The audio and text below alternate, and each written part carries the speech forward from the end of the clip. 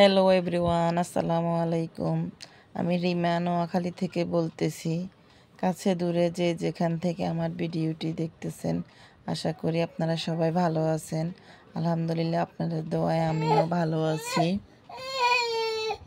এই ইউটিউব জগতে আমি একেবারে নতুন। ইউটিউব সম্পর্কে আমার কোনো ধারণা নাই, তাই আপনাদের কাছে অনুরোধ, আপনারা আমাকে একটু সাপোর্ট করবেন।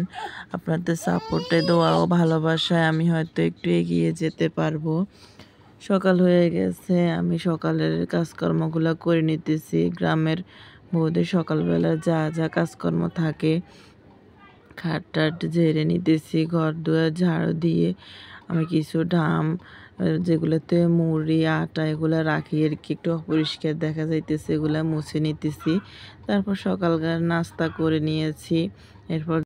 এরপর দুপুরে রান্নায় চলে যাব। আজকে রান্না করব হচ্ছে মুরগি। মেয়েরা মুরগি খাইতে চাইছে, সেজন্য আজকে মুরগি রান্না করবই। তো আমি প্রথমে তেল দিয়ে পেঁয়াজগুলো একটু ভেজে নিই। বাচ্চা মানুষ দু একদিন পর পর মুরগি না খেলে ওদের ভাল লাগে না, কারণ মাছ বা কোনো তরকারি দিয়েও তো একটা ভাত খাইতে চায় না। একটু মুরগির মাংস হলে তো কিছু ভাত খায় আর কি। এই তো আমি এখন পেঁয়াজগুলো ভালোভাবে নেড়ে একটু বেরেস্তা করে নেব। তারপর এতে আমি মুরগিগুলো দিয়ে দিব আর কি। মুরগিগুলো এক্সট্রা করে আর ভাজি করলাম না, এই পেঁয়াজের উপরে মুরগিগুলো দিয়ে একটু কিছুক্ষণ ভালোভাবে কষিয়ে নিব।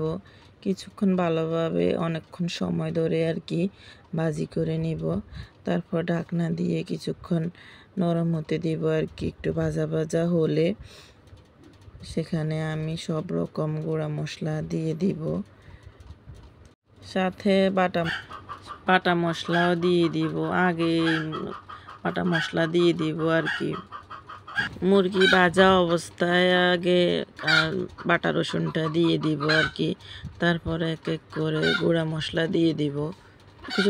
তারপর এক এক করে গুঁড়া সব মশলা দিয়ে দিব। এই তো আমি এখানে হলুদের গুঁড়া 2 চামচ, মরিচের গুঁড়া 2 চামচ দিয়ে দিয়েছি। বেশি জাল দিব না, কারণ বাচ্চা মানুষ জাল হলে খাইতে পারবে না। তো জিরা গুঁড়া দিয়ে দিয়েছি। এখন এগুলা ভালোভাবে মিক্স করে অনেকক্ষণ নেড়ে ছেড়ে ভালোভাবে মিশিয়ে ঢাকনা দিয়ে কিছুক্ষণ ভালোভাবে কষিয়ে নেব। তারপর আমি 2-3 বার উল্টে পাল্টে ঢাকনা সরিয়ে ভালোভাবে কষিয়ে একটু জলের পানি দিয়ে দিয়েছি। আমি মুরগিতে কিছু আলু অ্যাড করেছি, কারণ আমার মেয়েরা আলু খেতে খুবই পছন্দ করে। আলু যে কোনো তরকারিতে তারা আলু পছন্দ করে, সেজন্য এখানে আলু দিয়েছি। যেহেতু ইউটিউব জগতে আমি নতুন, ভুল ত্রুটি হতেই পারে, মানুষ মাত্রই ভুল। আপনারা সবাই ক্ষমার দৃষ্টিতে দেখবেন। আল্লাহ হাফেজ।